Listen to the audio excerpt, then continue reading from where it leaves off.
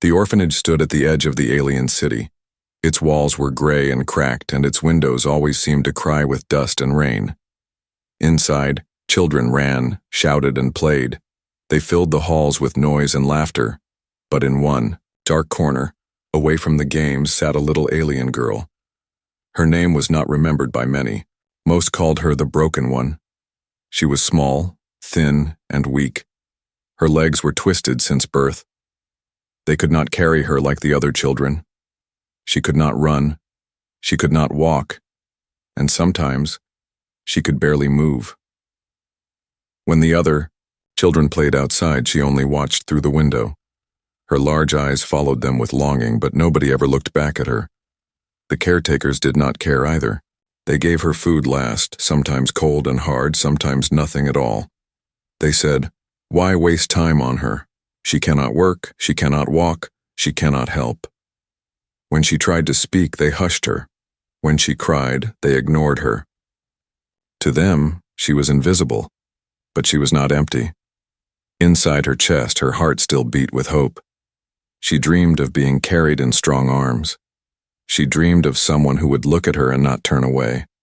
She dreamed of hearing words like, "You are not broken. You are mine."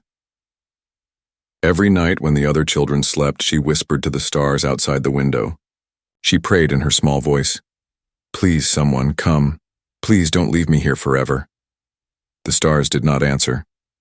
One day, a group of people visited the orphanage. Wealthy aliens, strong traders, and strangers from far colonies came to choose children for work or adoption. The air filled with excitement. The children lined up, brushing their clothes, trying to look their best. Smiles appeared on faces that were usually hard and tired. Everyone wanted to be chosen, but the little broken girl did not move. She stayed in her corner, eyes lowered. She knew the truth. No one came for her, not once, not ever. The caretakers warned her, "Don't even try. No one will take a useless child like you." The words cut her heart, but she said nothing. She only pulled her small blanket tighter and kept silent. As the visitors walked through the hall, they pointed, whispered, and picked. One tall alien chose a strong boy for labor. Another woman picked a girl with bright eyes for adoption. Smiles spread, tears of joy fell. The chosen ones were hugged, lifted, and carried away. And then silence fell again in the corner. The broken girl sat alone, watching. Her chest hurt, not from sickness, but from the heavy truth pressing down. She was never enough. Her eyes filled with tears, but she wiped them quickly. Crying only made the caretakers angry. Crying made the other children laugh. So she sat in silence, her small body shaking. That evening, when the hall was empty and shadows stretched across the floor, a sound came, heavy footsteps, slow, strong, and steady. She lifted her head. A man walked in. Not an alien. Not like the others. He was human. His clothes were dusty from travel. His face looked tired but kind. He was not like the wealthy traders who came before. He did not carry jewels or fine robes. He carried only a bag and something heavy in his eyes, something the girl could not name. He did not come for her. He was here for another purpose. But as he passed through the hall, his eyes caught hers. For the first time in her life, someone stopped. The man froze, staring at the small figure in the corner. The girl's face was pale, her eyes too big for her thin cheeks. Her legs were folded awkwardly beneath her blanket. She looked like a bird with broken wings. Their eyes met. The girl's heart pounded. She wanted to hide, yet she could not look away. His gaze was not full of pity like the others. It was not cruel or mocking. It was different. It was deep. The caretakers noticed and laughed nervously. "Ignore her," one said. "She is nothing, broken, useless." The man did not answer. He kept looking at the girl. For a long moment, the world seemed quiet. Only the sound of his footsteps and her small breath filled the air. Finally, he turned away. He began to walk toward the door. The girl's chest tightened. Fear stabbed through her. He was leaving, just like everyone else. She would be forgotten again. Her lips trembled. She wanted to speak, but her voice was weak, small, almost gone. Still, she forced the words out. "Please," she whispered. The man stopped. Her heart raced. She pushed the sound again, a little stronger. "Please, don't leave me." The hall fell silent. The caretakers froze, shocked that she had spoken. The man slowly turned his head back toward her. For the first time in her life, the little broken alien girl had spoken her heart aloud. And for the first time, someone listened. The orphanage hall grew still after the girl's tiny voice broke the silence. Her words were soft, almost like the flutter of wings. "Please, don't leave me." The human man stopped in his tracks. He had already turned toward the door, ready to finish his business and return to his long journey. But those words chained his feet to the floor. He had not planned to stay, yet he could not move forward. Something inside him shifted like an old wound reopening. He turned his head slowly. His eyes met hers once more. The caretakers laughed awkwardly. One of them said, "Ignore her. She's broken. She's not worth your time." Their voices were sharp, trying to cut away the moment.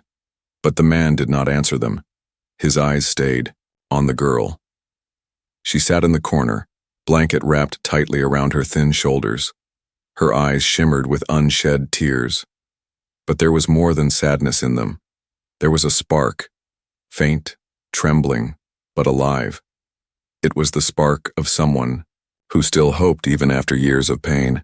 The man's chest tightened. He had seen many things across the galaxy. Wars, poverty, cruelty. He had seen children starving in ruins, soldiers dying in the mud of alien battlefields. But this small child with broken legs staring at him as if he were the last star in a dark sky. It struck him harder than any battlefield. He took a step closer. The girl flinched at first, unused to kindness, unused to anyone walking toward her. But when he stopped in front of her, she lifted her face and held his gaze. Her voice trembled, barely audible, yet full of meaning. "Don't go," she whispered again. The caretakers frowned.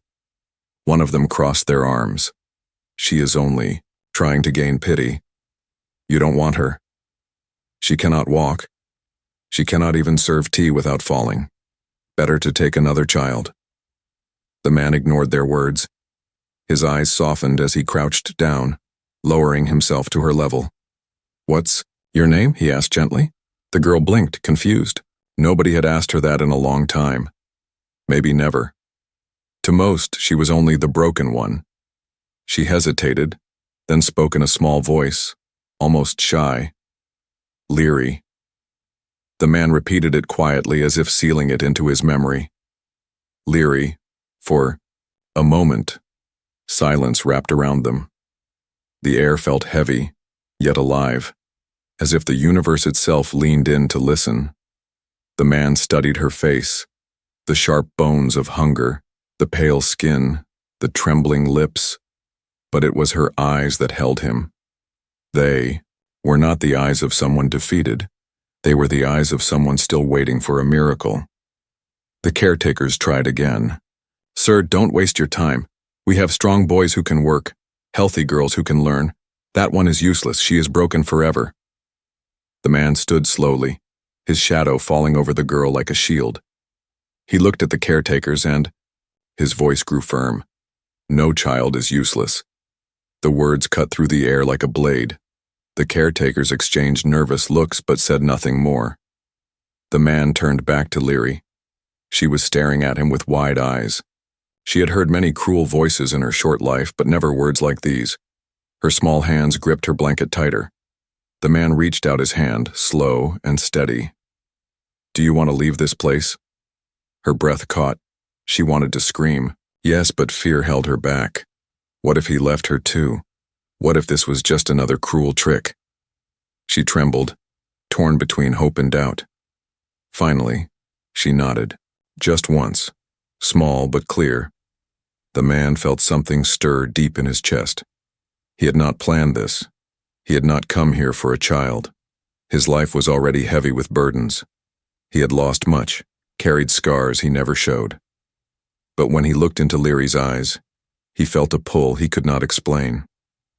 It was as if the universe whispered, "This is your choice. This is your chance."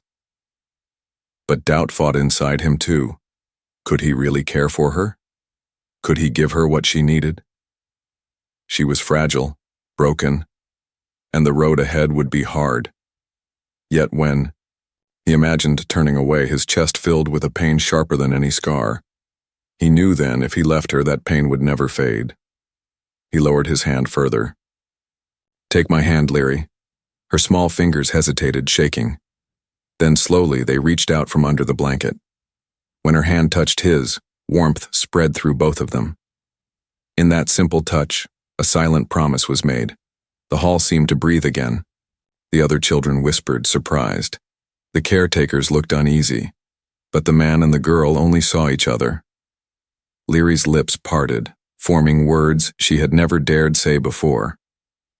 "Will you come back?" The man's voice was steady, filled with quiet strength. "No, I won't come back." Her eyes dimmed, misunderstanding. Tears gathered, ready to fall. But then he added, "Because I will not leave you behind in the first place." Her heart froze, then burst with light. For the first time in her life, the little broken alien girl was seen, heard, and chosen. And for the first time, the stranger's eyes carried not pity, but something stronger, something that looked a lot like destiny. The hall of the orphanage was still heavy with silence. The man's words echoed in Leary's heart. "I will not leave you behind." She had waited her whole life for someone to say those words. And yet, even now, she was afraid it would vanish like a dream when she opened her eyes. The caretakers broke the silence first. They stepped forward, their faces tight and unfriendly. "Sir, you do not understand," one said sharply. "This girl is nothing but trouble. She cannot walk. She cries at night. She is weak and will drain your time and money. Choose another child. Choose a healthy one." Another caretaker added, almost with a sneer, "Why take a broken bird when you can have one that flies?" Their words stabbed into Leary's chest. She lowered her head, the small hope in her eyes flickering. She had heard this before, again and again. Broken, useless, a burden.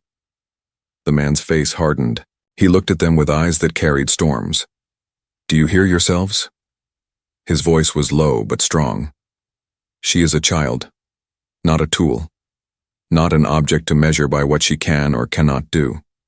The caretakers shifted uncomfortably. But still, they tried to argue. "We only speak the truth. She will never be like the others. She cannot run. She cannot work. She is a mistake." Those words were the spark. Leary's chest burned, and before she could stop herself, her small voice broke through the air. "I'm not a mistake," she whispered. The room froze. Everyone stared at her. It was rare for her to speak, rarer still for her to defend herself. Her voice trembled, but her eyes shone with something new, something fierce. "I know. I cannot walk," she continued, every word a struggle. "But I can learn. I can try. I can still be something. Please don't throw me away." Her words were like fragile glass, but they cut sharper than steel. The man's heart clenched. He crouched down again, meeting her at eye level. "Leary," he said softly, "you don't have to prove anything. You are already worth more than they can see." Her lips trembled. Nobody had ever said that to her. Nobody had told her she was worth anything. She lifted her small hands, clutching the blanket. Her next words came like a plea pulled straight from her soul. "Please, don't leave me here. Don't let them call me broken anymore. Don't let me be forgotten." Tears welled in her eyes, but she did not look away from him. She wanted him to see everything, her pain, her fear, her desperate hope. It was not just a child's plea. It was the cry of a soul that had been waiting in the dark for too long. The man felt something crack inside him.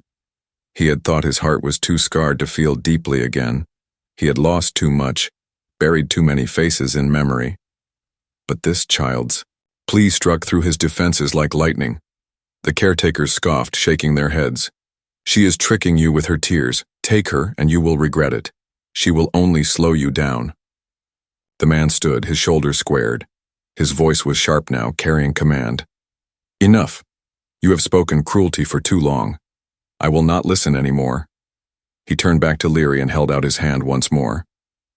I cannot promise the road will be easy, he said honestly. I cannot promise you will walk tomorrow or even next year.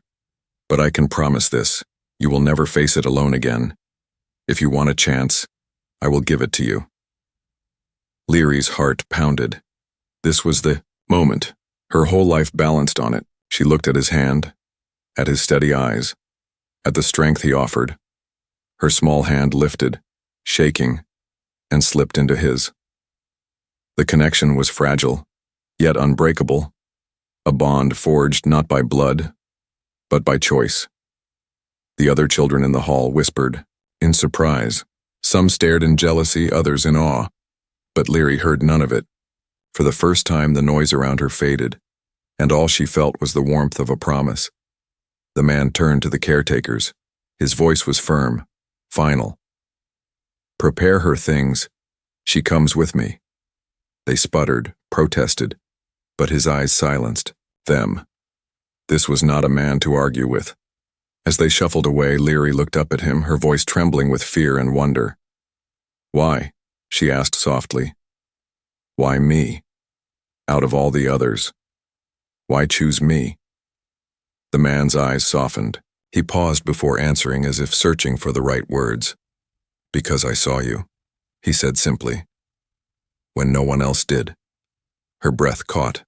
Her eyes widened. And for the first time in her life, she let a small, fragile smile form on her lips. The plea had been answered. The forgotten girl was forgotten no more. The morning after, the orphanage felt strangely quiet. The caretakers avoided the man's gaze as he prepared to leave. They muttered under their breath, shaking their heads, but they dared not stop him.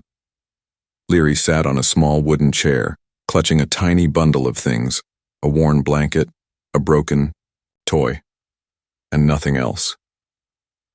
She had no treasures, no keepsakes, only the little pieces of her forgotten life. Her wide eyes kept shifting to the man, afraid he might change his mind at any moment. But he didn't. When he reached for her, she froze. She was so light when he lifted her, as if she were only bones wrapped in fragile skin. He adjusted her carefully in his arms, and she let out a shaky breath, both fear and relief mixing together. The caretakers watched from the doorway, one finally, calling out, "You'll regret this, she will only drag you down. A broken girl has no future." The man didn't even turn his head. His voice was steady, cold like steel. The mistake is not hers. The mistake is yours, for never giving her a chance. And with that, he carried her out into the light. The city outside was loud and alive. Airships roared above. Merchants shouted in the streets, and strange alien creatures pulled carts through the crowded market. Leary's eyes grew wide. She had never seen so much color, so much movement. But the stares came too. People noticed, the human carrying the frail alien child. Some pointed, some whispered, some frowned with confusion or pity. Leary's face burned. She wanted to hide. She buried her head against his chest, trembling. The man held her closer, his arm steady. "Don't look at them," he murmured. "They don't matter. Only you do." His words sank deep into her heart.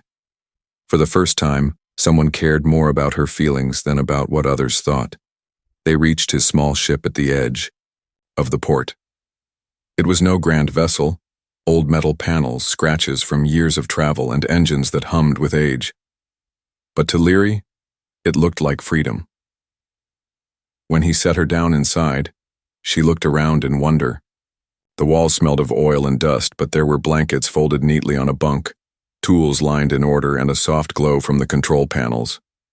It was not perfect, but it felt alive, like it carried stories. "This is home now," he told her. Her throat tightened. Home. She had never had such a word. The first days were not easy. Leary's legs hurt whenever she tried to move. Sometimes she fell when she tried to shift from her seat. She cried in frustration, certain he would give up on her, but the man never did. He cleaned her wounds, brought her warm food, and wrapped her in blankets when the nights grew cold. When she cried, he sat beside her until the tears faded. When she trembled in nightmares, he placed a hand on her shoulder and said, "I'm here." No one had ever said those words to her before. One evening, he set a small device in front of her. It was a simple exobrace built from scraps of metal and wires. He explained gently, "It won't heal your legs overnight, but it might help you move little by little, if you're willing to try." Her heart pounded. She wanted to try, yet fear gripped her. What if she failed? What if she fell and he laughed like the others used to? She looked at him.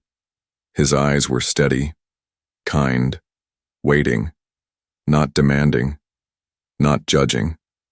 Finally, she whispered, "I'll try." He smiled faintly. "That's all I ask." The first attempt was painful. Her legs trembled violently under the brace. She managed one step before collapsing. The tears came fast, hot and heavy. I can't do it," she cried. He knelt beside her, lifting her gently. "Not yet," he said softly. "But one day, every step matters, even the ones that end in a fall." No one had ever told her failure was allowed. No one had ever seen her fall and still believe she could rise again. Day after day she tried. Some days she managed 2 steps, other days none. But always, he was there, steady, patient, never once turning away. And slowly, something inside, Leary began to change. Her fear did not vanish, but hope started to grow in its place. She began to believe she might not be broken forever. One night, after another difficult attempt, she sat wrapped in her blanket. The stars shone outside the ship's window. She looked up at him, her voice small but full of wonder. Why do you do this for me?" she asked. "You could have chosen someone else, someone easier, someone better." The man looked at her for a long moment, then answered quietly, "Because everyone deserves a second chance. Even me." She didn't understand what pain he carried, what scars haunted him, but she understood his words. A second chance. That was what he had given her. Her lips trembled, then curved into the smallest smile. "Then I will try to be worthy of it." He shook his head gently. "You don't have to earn it, Leary, just live it." And in that moment, in the silence of the stars, a bond stronger than fate was sealed. The broken girl was no longer forgotten. She had been given a second chance. The days turned into weeks aboard the old ship. For the first time in her life, Leary had a place where she was not ignored, where she was not pushed aside. But freedom did not come without struggle. Every morning the man woke her gently. "It's time," he would say, and she knew what he meant. The brace, the practice, the pain. At first, she hated it. The moment she stood, her legs shook like thin branches in a storm. Pain shot up from her bones into her chest. Sometimes, after only a few seconds, she collapsed onto the floor. The tears came before she could stop them. "I can't," she would cry, her small fists hitting the ground. "I'll never walk. I'm too broken." But the man always lifted her, steady and calm. "Not today, maybe, but one day. We keep trying." His voice was never sharp, never cruel. He didn't demand perfection. He didn't mock her when she failed. He only asked her to try again. The path was slow, and pain was her companion. Some nights she fell asleep with her legs aching so badly she wanted to scream. Other nights she dreamed of running only to wake in tears when she saw her twisted legs again. There were moments she wanted to give up. She told him so more than once. "Why do you keep helping me?" she asked one night, voice trembling. "I will only disappoint you." He looked at her with steady eyes. "Because you are worth more than your pain. Because you're not a disappointment, you're a fighter. And I believe in fighters." The words sank into her heart like fire in the cold. No one had ever called her a fighter before. Every small step became a battle.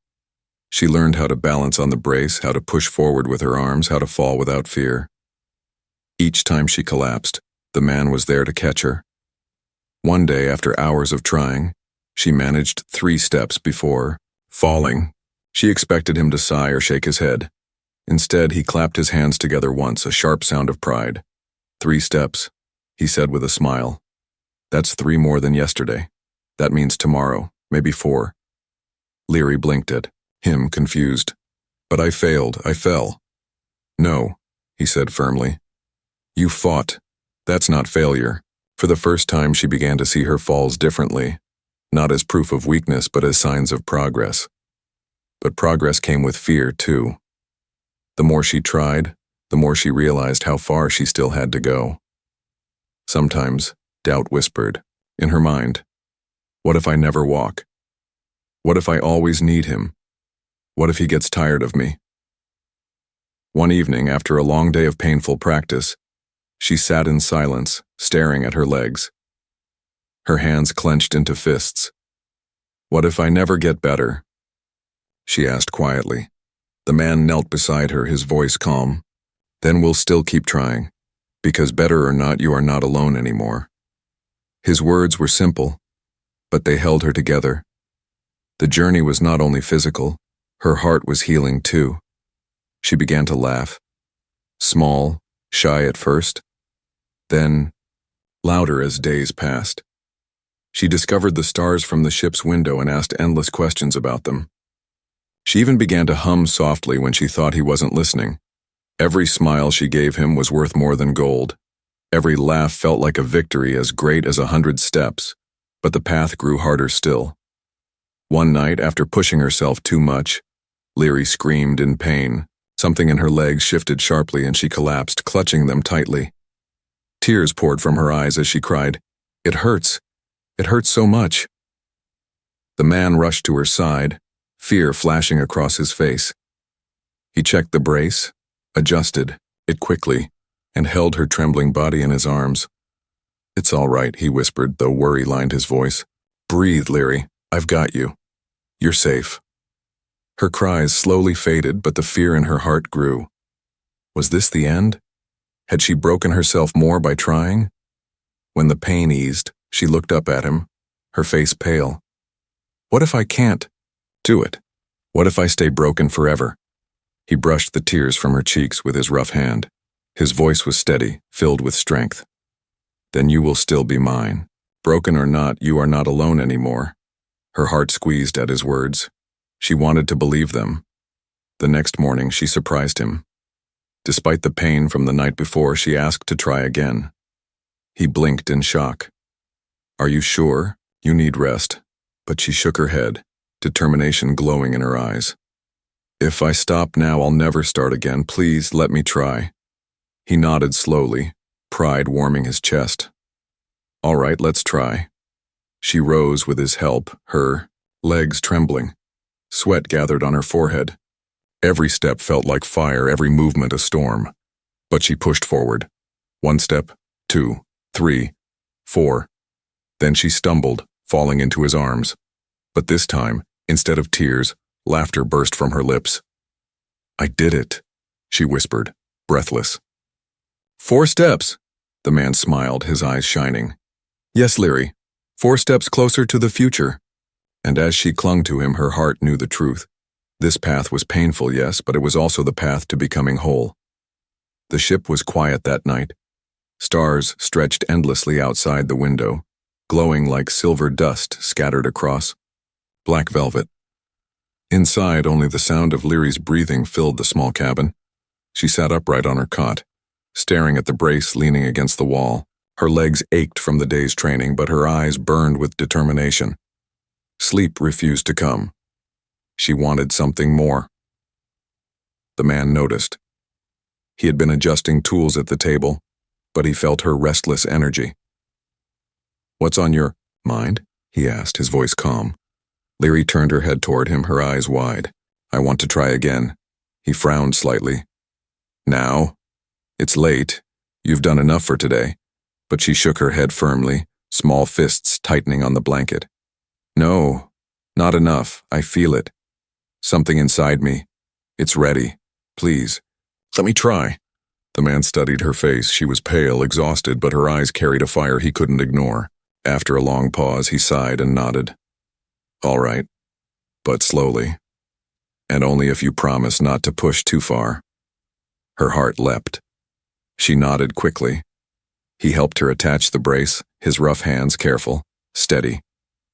Then he stepped back, giving her space. The ship's cabin seemed to grow silent, as if the universe itself held its breath. Leary placed her hands on the table for balance. Her legs trembled beneath her, but she focused on the fire inside her chest. She had fallen 100 times. She had cried more than she could count, but tonight felt different. Tonight felt like it mattered. She took a deep breath, one shaky step forward. The floor creaked beneath her foot. Her knees wobbled dangerously, but she didn't fall. The man's eyes widened, his body tense as he fought the urge to rush to her side. But he didn't. He let her fight. Leary's lips parted in shock. One step, she had done it. Her chest burned with hope. She pushed forward again. Another step, this one stronger. 2 steps. Her heart raced. The pain was sharp, but she welcomed it. Pain meant she was moving. Pain meant she was alive. Her 3rd step came slower, but it was real. Her body swayed dangerously, but she managed to steady herself. 3 steps. The man finally breathed. His eyes shone as he whispered, almost to himself, "She's doing it." But the 4th step nearly crushed her. Her legs buckled, and she felt herself tipping forward. Panic surged. She cried out as her body gave way. The man lunged forward, arms catching her before she hit the ground. He held her against his chest, heart pounding. "That's enough. You've done more than anyone thought possible." Tears spilled down her cheeks. But this time, they were not tears of pain. They were tears of triumph. She clung to him, laughing, through the sobs. I really walked." He held her tighter, his voice rough with pride. "Yes, Leary. You did. You took your first steps." The next morning, the news spread quickly through the market near the docks. Someone had seen the human carrying the broken alien girl. Someone had whispered that she moved, even stood on her own legs. By evening, the whispers had become a story. The broken child walks. The human made her walk. Some called it a lie, a trick. Others said it was a miracle. Many scoffed, but some grew curious. And among those who listened was a figure cloaked in shadows watching from the crowd. Their eyes narrowed as they heard the tale. "This changes things," the figure muttered. Back on the ship, Leary rested, her body sore but her spirit soaring.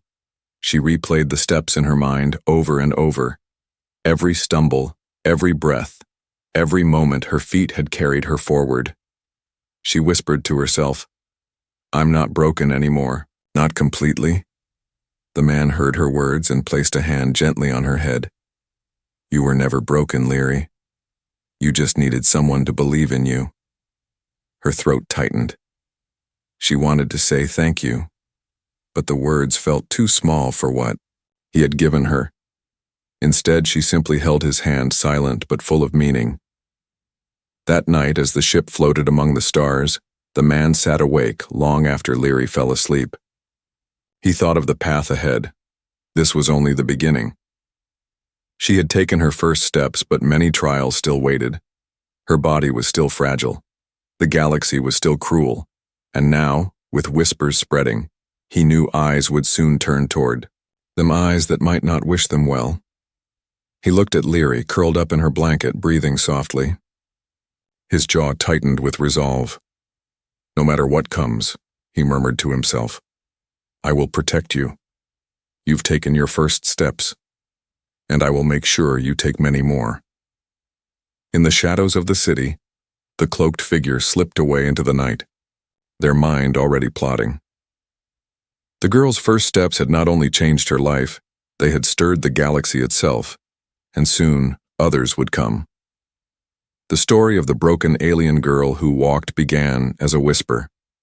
A rumor passed from merchant to merchant, from traveler to traveler.